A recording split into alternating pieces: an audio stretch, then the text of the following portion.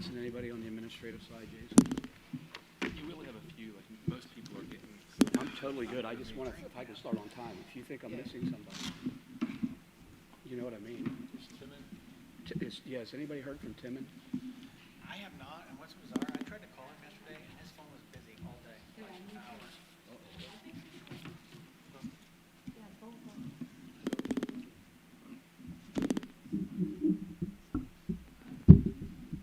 So you just gotta start whatever you want. Well, yeah, I'll give him a courtesy call now if somebody has his number. I can, If somebody wants to just give him a courtesy call. I mean,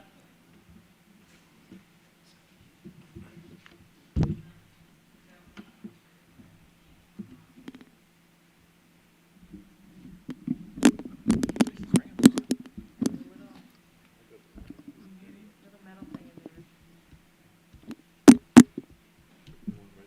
right to voicemail. I'll give him a couple minutes here, and that's where I get started. Hey, it's Amy Beth. How are you? Huh? she got him? Since I stopped to Oh, he answers, he must have, Yeah, he was ringing for me. he must have caller ID. Three people called. He didn't want to take our call. like a night driving is what I. Oh my gosh.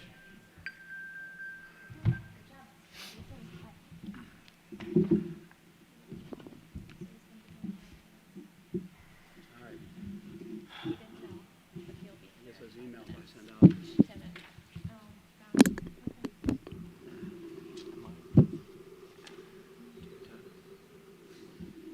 The storage. The advertisement. Yeah.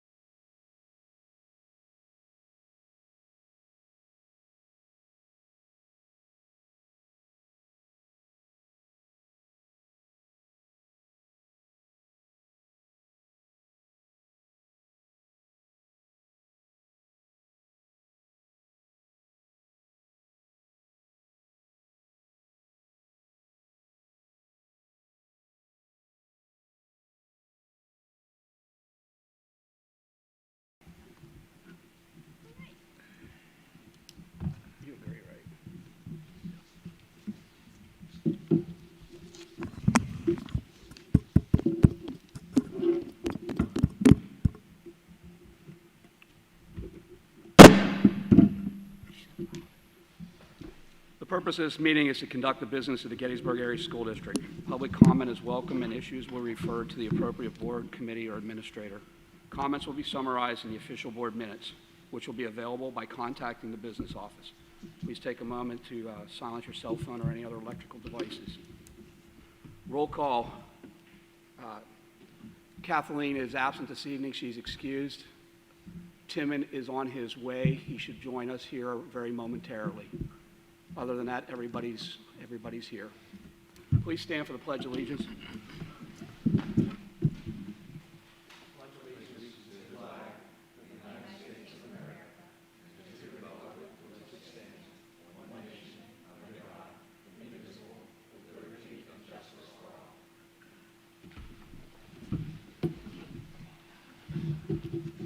Notices and communications.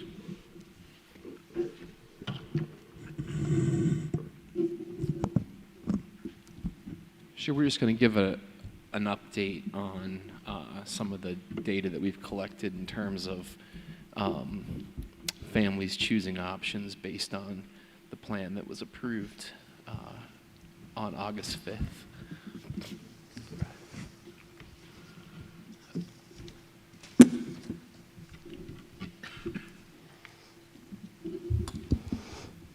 Good evening.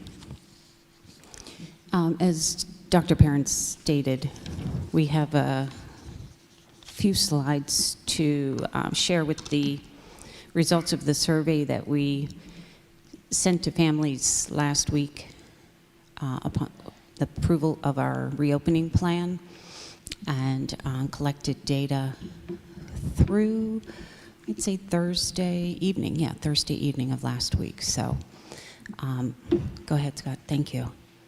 So the first question was asking our survey participants to select the option for reopening or sending your child to school upon return, which option they would choose. So you can see by both the percentages and the total N, the number of families that indicate at this point that they were planning to do the opening in-person plan. And then we asked them the Gettysburg Area School District online learning. So this is those surveyed that chose that option for everyone in their family, all students in their family. So on this slide, 245 families were electing to use GASD online. 69 families selecting GAVA, or the VLN option, which is fully online but not taught by Gettysburg Area School District teachers. And then you can see the option of homeschool, other, and then the 4% or 52% of the respondents were electing to pick a different option for their different children, not choosing as a family unit, if that makes sense. So the next slide shows you then that those families that elected to choose by individual child, some were as many as 6 children, so a total of 120 responses here. But the results reflect similar to the first slide in percentages as far as picking the reopening in person versus GASD online and GAVA. So the next slide then gives you a breakdown, and this we updated today because we had families who either didn't complete the survey and called the schools because we shut the survey down, or had completed the survey and then asked to change their position. So we were fielding calls today. There are still some phone communications that may change this information, but this was gathered as of like 3 o'clock today. So you can see a breakdown by grade level of students whose families are opting to send them to the GASD online learning by grade level.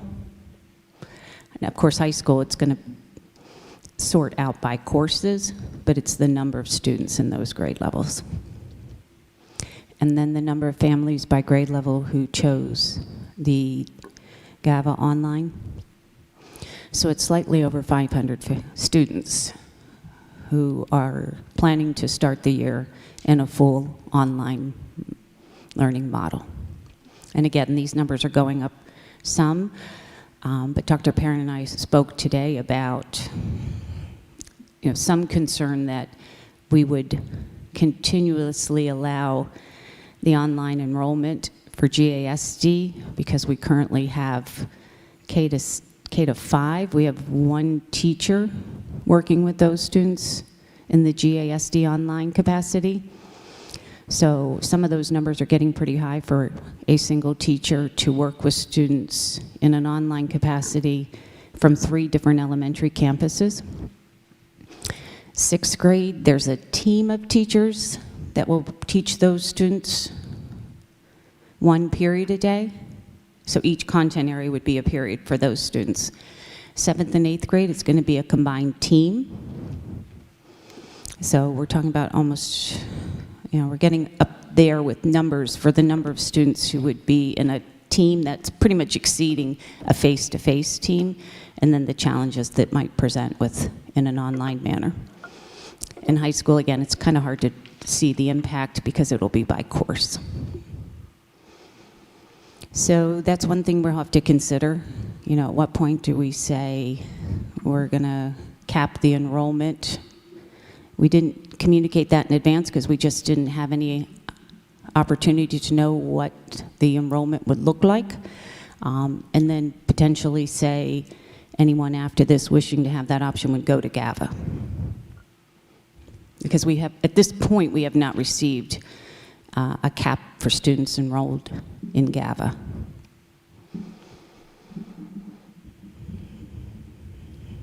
So that gives you a summary as it was this afternoon. Mm-hmm. Yes, so one of the things that we have to keep a close eye on, obviously, we're allocating, Gettysburg teachers to be able to do the Gettysburg, online piece. So we have to, once we've kind of determined what that looks like, then there really can't be much flux, in either direction.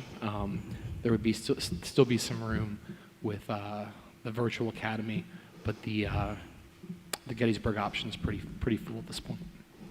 It'd be difficult for us to pull another teacher out of a classroom without the number of face-to-face students going too high across the buildings. So, any questions? Mr. President, I have a question. I couldn't quite read the number on the first slide of the respondents. It's over on the left. To me, it's blurry. I need my glasses, Dr. Lay. This is one of those times. What's the number of respondents? 1,276 families. Okay, we have 3,000 Students. but how many families? And I asked Andrew to look into that today, and he was getting an answer for me, so he didn't know at the time. Okay. So yes, we have families who didn't answer, though. Okay. I looked at that last year, and it was last year. Mm-hmm. It seems like last year. It was like 5 months ago. Looked at that question a couple months back, and the best that we could narrow it down was between 1,600 and 1,800 families. So we did indicate in the survey the default, if not hearing, was face-to-face, but with all reality, if there was families that didn't see that, we'd have to consider if we want to afford them some options as well. And they had 4 days, more days than 4? How many days did they have to respond? Let me ask the question. Total for the survey, it ended up being a week. A week? Yeah, we Okay. sent it out Thursday, and the responses were due back Tuesday evening, and then some trickled in over the next couple. Yeah, of we days. actually opened it back up and extended it till the following Thursday. So it was a total of a week. Thank you. You're welcome. If I can just share one other thing that we've been able to work on in the time that this survey went out and our plan was approved. Noah Stahalek, the assistant principal here at the middle school, and I have been working with a community partner, and the YMCA will be offering a student support center for students in grades 6 through 9, Monday through Friday, to provide assistance to students with virtual learning. The hours of operation will be 8 to 3 daily, and it will be held at the Foursquare Church building located at 328 West Middle School. But it's the YMCA hosting the program, just the location is Foursquare the church. Through the generosity of community partnerships, the service will be offered at no cost to the students for the first semester. The Foursquare Church will be seeking financial support from the community via GoFundMe page, as well as seeking help from other sources in our congregation. If we have to adjust the cost beyond the first semester, they're committed to providing this program free to families in need and would seek to set up a system of payment only for those who could afford the program. So we'll be ensuring that those students get their meals at this program every day, and so it'll honor the AB students so they can sign up for the days that they need it. They don't have to go 3 days a week, but we're asking them to commit to which days they plan to take. And it is a sign up so that we have information for families if there's an emergency. But there will be no cost, and this school is working with the YMCA to make sure that we're giving the students the materials and supplies they need, and then they are going to be providing staff and additional tutors.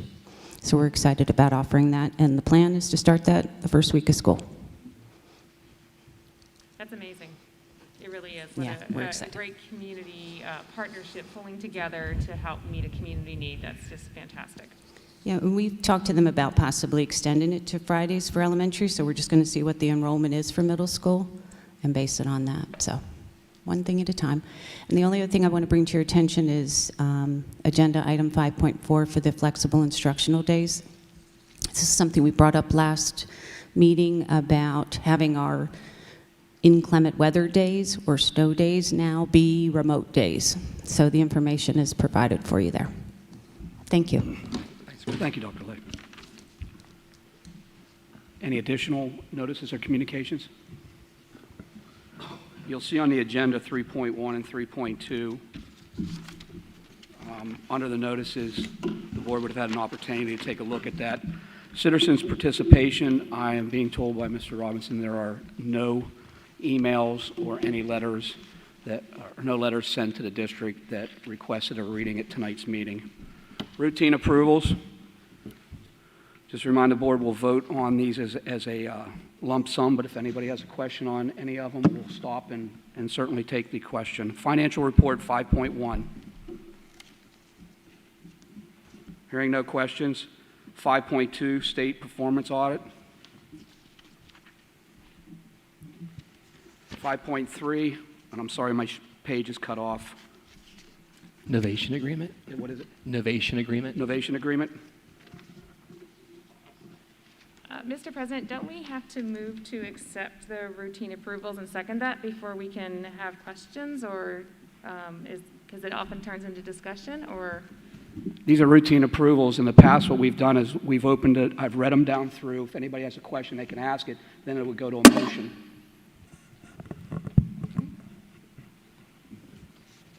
And we have no question on the floor right now. 5.4, flexible instruction day application. 5.5, human resource recommendations. Do I have a motion on the floor for routine approvals, please? So moved. Second. Question. Not a question, but a comment regarding the state performance audit. Congratulations to the school district, especially the business office and the team. Reading through that, there were no findings and very clean audit, so congratulations.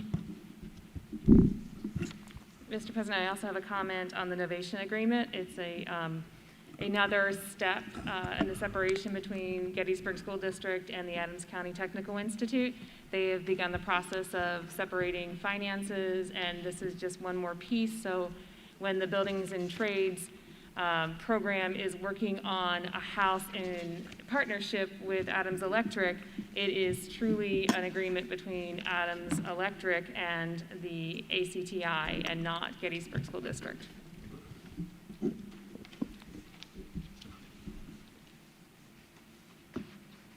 Hearing nothing additional, roll call. Sylvan? Yes. Mike? Yes. Carrie? Yes? Al? Yes. Timon? Yes. Amy Beth? Yes. Tim? Yes. And I vote yes. Number 6, items for board action. 6.1, bond borrowing. I will turn the floor over to Jason. Sure. I think Belinda was going to share some information up front, and then if there are questions, the team can answer those. Good evening, everyone. Thank you for the opportunity to come and talk to you a little bit about where we're at with our bond refinancing. If you recall, back in May, I believe it was, that we did our parameters resolution. And the parameters resolution really was setting the district up to say that we are fully capable of borrowing up to $40 million in however fashion we choose to do it. The parameters resolution provides multiple things. It provides you the authority for the board, the bond counsel, the underwriters, the administration to move forward as quickly as possible in order to take maximum utilization of the market. It also it sets your parameters of motions. It gives DCD the notifications that are necessary, that you're borrowing funds, and it just kind of sets your stage. It doesn't necessarily mean that you're borrowing at that particular point in time. However, it gives authority to borrow and to strike that pen whenever necessary and when it becomes available. So the item before you tonight is $25 million, and the recommendation is coming as an effort of transparency for the board and for the community, that we would not necessarily have to come before the board again, but we wanted to share as to where the estimates are coming in, as well as talk a little bit about the phasing of the projects upcoming, and 2, just to give you an update of what the market is, and hopefully by the time that I'm finished with this short presentation, that you will definitely say, yes, let's go forward with it. So in recent days, I talked to RBC Lauren Stato, which she has come before the board on many occasions, to talk a little bit about funding and so forth. And most recently, we had an update to the board as to where our projects were headed, and that the timeline was going to be that we were going to go out to bid probably October and come back to the board for a decision on bids November. With that being said, the market is still in a great position. It has been pretty much a drop since March. It has dropped nearly 35 basis points since then. And we're in this lull right at the moment that the anticipation for the market is going to turn around quickly within another month or so, and the rates will start to climb. So knowing where our preliminary numbers that we received back from the architects, we started this phasing out, just looking at the HVAC. And we were estimating early on in those FIPs that were shared with the committee levels was about 20? Initially, early on in those FIP schedules, was about 20 million. As we got closer, more defined, more review, items that needed to be looked at, items that need to be considered to enhance and improve the HVAC of the high school, the number is quickly rising. So lastly, before I came to the board and shared some numbers, we were estimating out 23.8 million, 24 million, and then 24.8 million, considering 3 options. The 3 options include, of course, the HVAC. That is our main goal, is the HVAC. The second 2 options, what we like to do when we come to bid is do those as alternates. So we're not settling in as to what we're doing in terms of a project at this particular point in time. But knowing those costs were slightly rising with the HVAC, with the changes they wanted to do, going from 20 million to 23 million now to almost 24 million, it made sense to look at the first borrowing at 25 million. We also have, the board may have been apprised over the past several months, that we have shared where our FIP is at. The district has been saving nearly for the past 5 years, putting money aside for capital-like projects for a plan. We have, initially it started out as a 10-year plan, and now it is a 5-year plan. It's reviewed annually. It's reviewed annually in the process preliminary of the budget. That plan has been approved. That included the HVAC, but that, again, I want to stress, that wasn't necessarily giving the authority to move forward with the HVAC. That was just a plan, course of action. These are the items that the administration would like to recommend to keep our facilities going. So with that being said, overall, the HVAC alone is about pushing 24 million. So in talking with Lauren, the first borrowing, really, while we have money set aside in the FIP for the construction projects, we can use that as a stopgap when needed in order, if we need to, if the bonds, excuse me, not the bonds, but the RFPs and the bid date comes back in a little higher. So we're estimating at 25 million. So I asked her, and what I provided you this evening is two things: an update to the schedule, as well as where the interest market is, based on 25 million as the first borrowing. Now remember, our resolution was nearly $40 million. So this first borrowing is 25. And we're looking at it to definitely do the HVAC when it comes that direction. But what I found very interesting is in talking to Lauren, we're in a much better position than we were just even a few months ago. Where things are settling right now is we're potentially looking at what she's estimated in the schedule that has the blue, the green, and the orange. She's estimating as an average yield of a coupon of 3.43%, but we're looking at 2% and under. And in fact, one of the districts just recently settled for approximately a $30 million deal. A little bit similar, different in nature. Their yield was 1.58%. So we are seeing an anomaly of low interest rates. That's not saying that we will obtain that, but what we are being provided right now is an estimate of 2% with a contingency in place that we will likely be down way below 2%. Maybe in the same ballpark as the previous school, maybe just a little bit higher. But we've never seen these rates before. And, we know we're going to borrow funds. We know we don't have the cash to do the HVAC project. And we know we have other projects in the making. So the process of borrowing the 25 million is kind of like writing off, sealing the deal. We want to move this process along and get the funds rolling at the best, most reasonable method of interest rates. The slide the hand that I provided you that has the colors, where I like to look at this most is that orange column, salmon color, orange color. Previous slides, we had almost $7.7 to $7.9 million, which would have been GSD's money to come up with over those period of years of reserves. With the new interest rates and the estimates that are provided, we're at $6.8 million. So we're automatically saving funds with this, if we can enter it into it now. Saving funds now, as well as saving funds in the future, because this is wraparound debt, as mentioned before.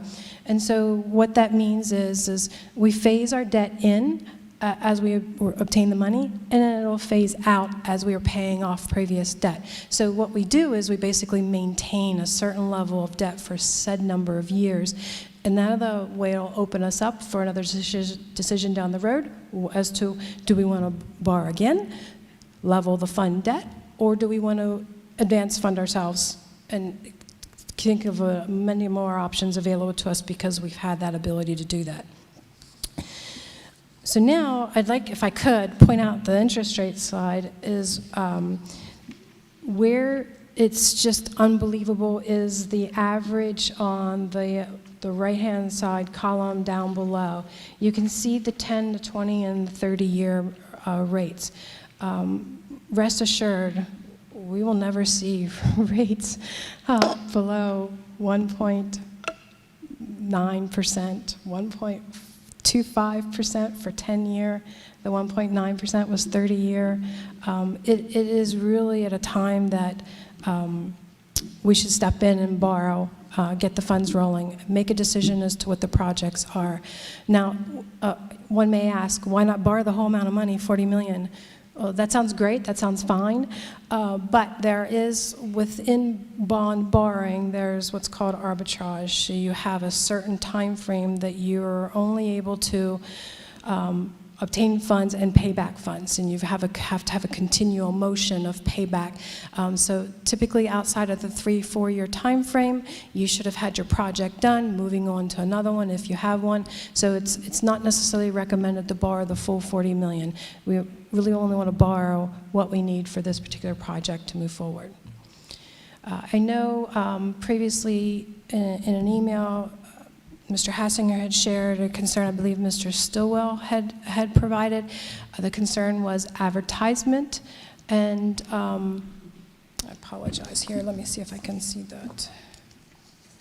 I believe the concern was advertisement and what makes it the best decision for Gettysburg to move forward. The advertisement was settled with the parameters resolution. We met all of our advertised requirements underneath that process. So if we decide to borrow 25 million, 30 million the first time, and 15 million or 10 million the second time, we don't technically need to advertise again because we've already satisfied underneath that act. And as for what makes it the best decision at the moment, my personal opinion, and of course with financial background, it is the best decision. We will never see rates like this again. And we know we're going to need to borrow money, but we don't need to borrow all the money up front. And so, in summary then, if we were to move forward with tonight, we're able to put our official statement together tomorrow, and the official statement has everything associated with the Gettysburg Area School District in the sense that it talks about all the financial information, all the documents. It reports to the economy. It reports to how the real estate tax base is doing. It is for an individual who wants to invest in bonds, buy our bonds, will need to know in order to safely feel secure that their repayment's going to occur. That official statement is ready and prepared. All I need to do is tell Lauren and the underwriters that this is the amount, and we'll proceed with the official statement. That could be as early as this week, and next week we could be pricing in the market and get this thing set in at a very low rate. And I believe I covered everything. If I did not, Mr. Hassinger, feel free to ask, and any board member, feel free to ask any questions that you have associated with this. I know it's kind of like covering multiple areas of this process, but really what we're trying to do is separate the bond borrowing out and to separate the actual project out and come back with the project later.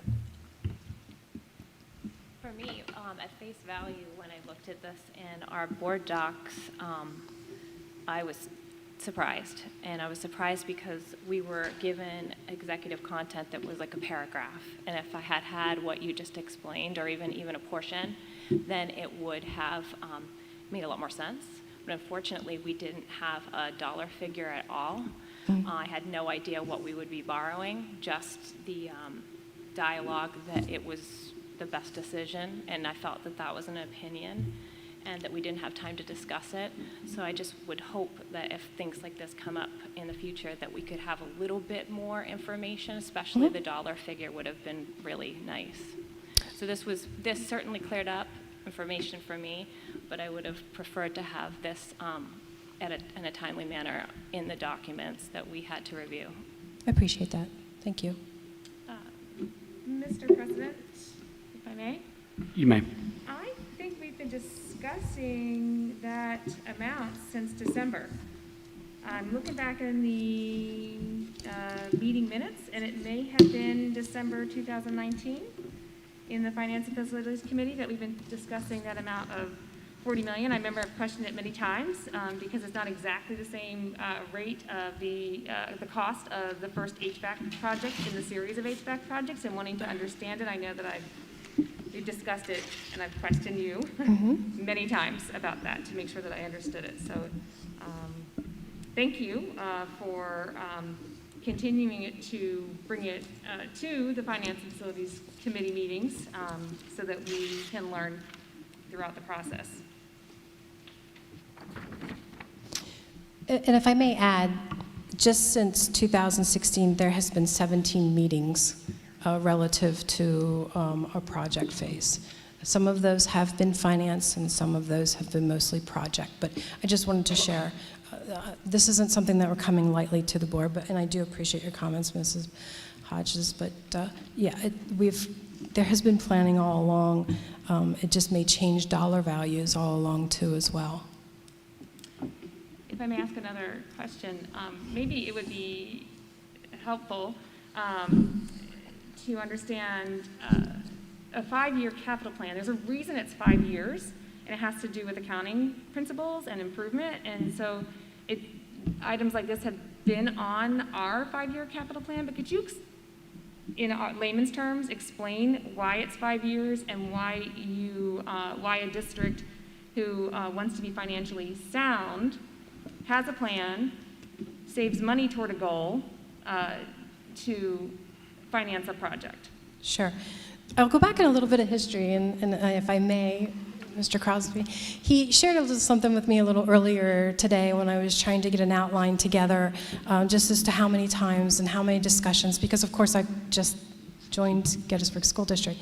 And Mr. Crosby indicated that when he first came here over 5 years ago, there was not a plan in place. And so there were many areas that were identified. And they needed to identify those areas first and foremost before they can put a finance plan backbone and or decisions to the future. So the areas quickly started becoming to be identifiable, started putting numbers, whether they be estimates at the particular point in time, and as they fine-tooth them further and decide as to when and how they want to do them, then they could have the actual costs associated with that project. But the planning has started more than 5 years ago, and so the annual renewal of the FIP plan is two things. One, to update the board. Two, I should say, update the board as well as see if there's things that we want to advance further into the future, or rather than later move it around the plan a little bit, but still not lose sight of those items. And two, it also is a segue for our annual budget. So we do a financial calculation of pretty much a 5-year averaging of those items, and we use that 5-year averaging to help fund for capital projects towards the future. So it does two things. It helps set that stage to move forward. It also provides us the ability, so if, for example, we're borrowing $25 million, the goal to borrow $25 million, and we are not doing any of that with raising taxes. That can only be done with planning, and the planning that started nearly 5 years ago. So they go hand in hand. If you really need something quantified to say this is what I'm going to do, areas need to be identified, and then start from there as to how. So it really hats off to the prior administration to start that process in place, and then to keep it going is just as challenging, because of course there's other supplies and demands that come into place with the annual budgeting. But so far, with like the budget for the 2021 school year, we were able to keep that 5-year averaging FIP in place to hopefully continue moving forward. Mr. Crosby? Okay, good. Did that help? It does. Okay. And there may one other follow-up question. I've been on the board for 3 years. I think it's 3 years ago there was a plan put in place for that savings, and you talked about maintaining a certain like a range of debt, and how we have this wraparound debt plan. And in particular, there was a stepping of reserving funds. And if the first year it was like 300,000, and then the next year it was 600,000, and then the next year it was 900,000, to get to a place where we were prepared to borrow, and prepared meaning in good financial standing, so we can get better rates.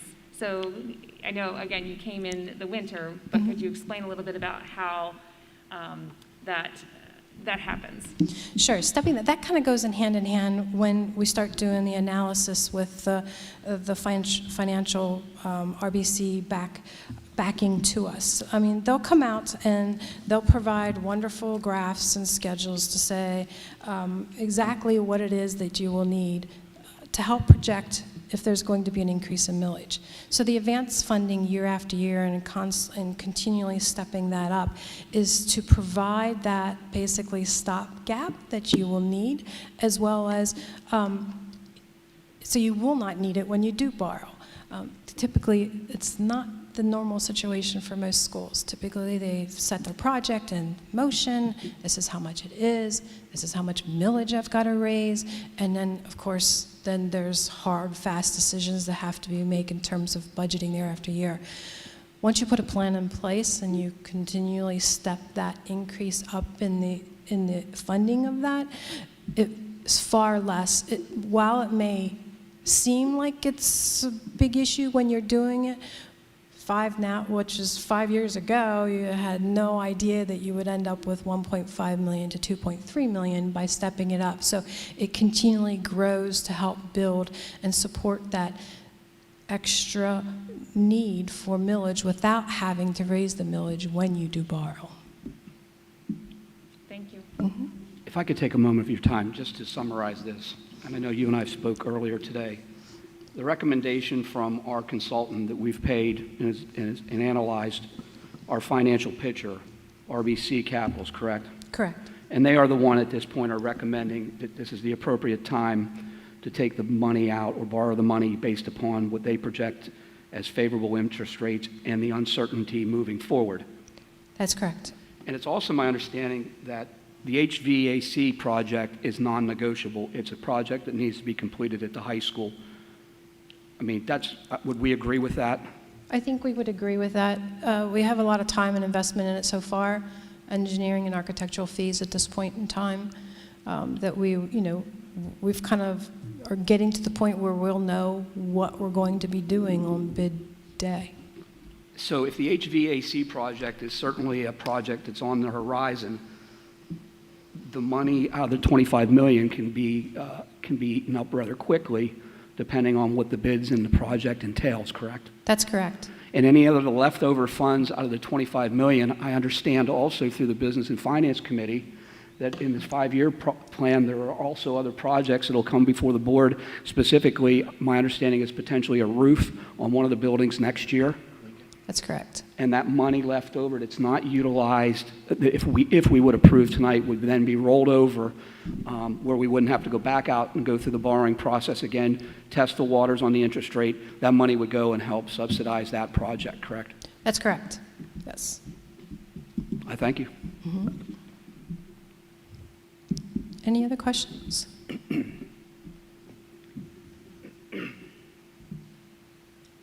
Thank you for your comments and suggestions. Under the action item, there are recommended action. The recommended action is to approve the $25 million in the first borrowing under the bond parameters resolution that we approved several meetings ago. I think it's probably close to 2 months now. Do I have a motion on the recommendation? I move to accept the recommendation to borrow the proposed $25 million. Second. Question.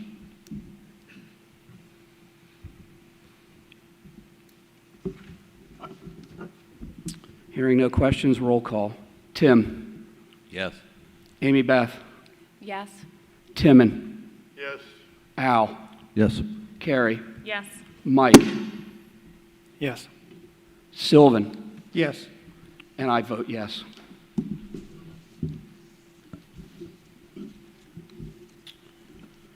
That would complete our action items. Number 7, the informational items, as you can read down through there. Jason? Yeah, just the yearly cafeteria fees, those remained stable.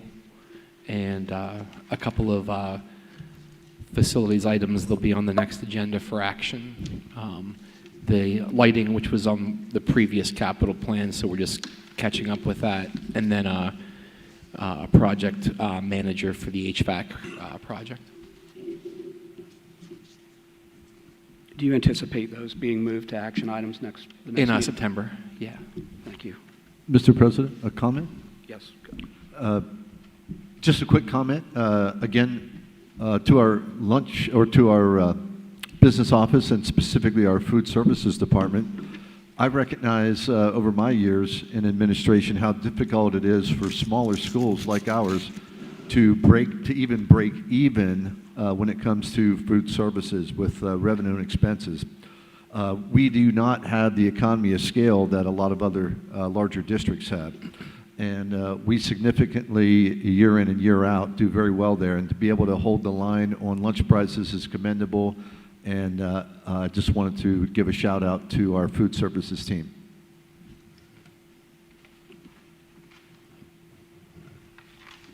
Many districts are operating at a very significant loss. Then I'll be quiet. It's all good. All right, moving forward, board committee reports. Building finance.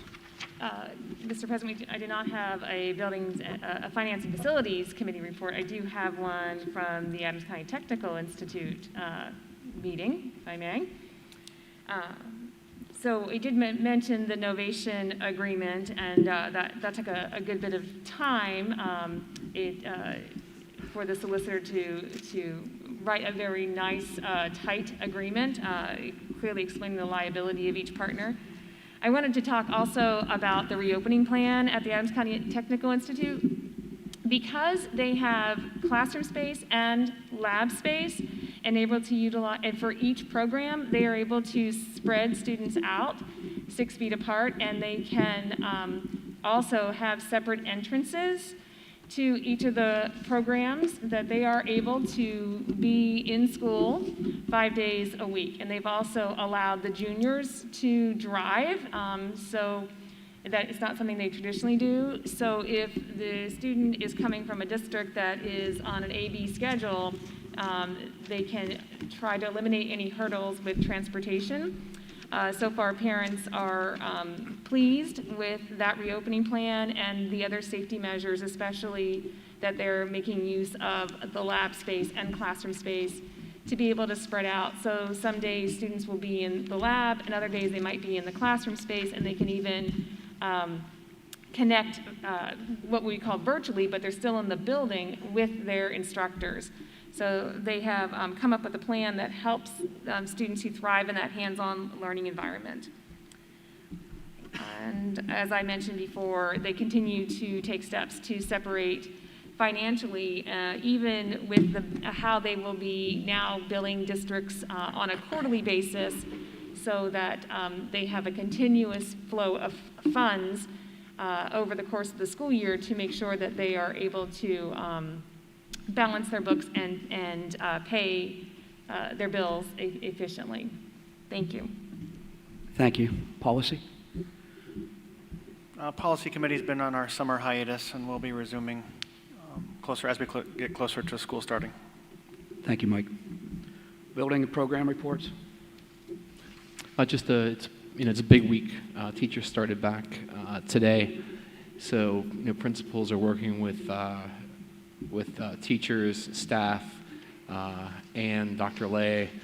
The whole group is working to do their best to operationalize the plan that was approved on August 5th. So we certainly appreciate everybody's patience as we create things that weren't in place in this district prior. So it takes some time to put those things in place.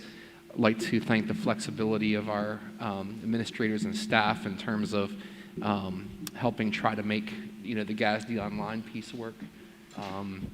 It was important to our families based on the survey information that we try to create something for them in that meld. It's certainly a popular choice. So we're doing our best to put all those things together. We have kids coming in 2 weeks, and it seems like tomorrow on most days. I think that in June, as we were wrapping up one school year, we were looking to the fall saying, thank God, what can we do to, kind of get students back in school? And we've kind of, from that spring through the summer, have done our very, very best to do that. And as the summer has moved, from June through, present day, the box in which we can operate in has continued to get smaller and smaller. And so just because we'd received some emails and things, I just wanted to make sure that everybody was aware that if there are conditions that are in place where a recommendation is needed different than what we have, I would certainly bring that to this board with a rationale of why we're asking for it. So I don't want anybody to think that we're not keeping an eye on everything that's going on and all of those things. And we certainly are doing our best to put the current plan in motion while keeping an eye on the changing conditions. And if that necessitates a change in recommendation, we will bring that to you. And we take that responsibility strongly. So thanks. Thank you, Jason. And lastly, just for a note on 10.1, the dates. I know that becomes commonplace. You'll see our meeting date, September 8th, and you'll see down through that it's the administrative boardroom. Under the current conditions, unless something changes, we'll be posting it with properly posting that our meetings will be held here until further notice, so that we can adequately save space and meet the recommendations and requirements of the state. And to piggyback, so to speak, Dr. Perrin's or Jason's comment there, you'll see the September 8th next scheduled board meeting. I would ask for some flexibility because we are in a changing environment, and it may be necessary at some point on recommendation from the administration that we hold a special board meeting to hear any follow-up or any recommendations that would significantly change what we have already voted on. Are there any questions on that? Hearing no questions, do I have a motion to adjourn? Motion granted. Second. We are adjourned. Thank you.